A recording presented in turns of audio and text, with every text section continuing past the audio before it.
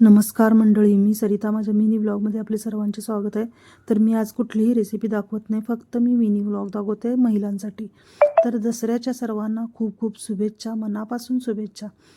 तर माझं एक म्हणणं आहे की प्रत्येक महिला, ती शिकलेली असू दे किंवा न शिकलेली असू दे, तिनं घरातलं काम करून बाहेर एखादं तरी काम करावं.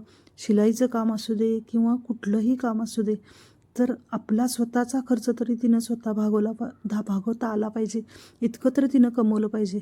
तर तुम्हाला जर खरंच हे आवडलं असेल व्हिडिओ माझा, तर लाईक करत चला. नवीन असाल तर सबस्क्राईब करत चला.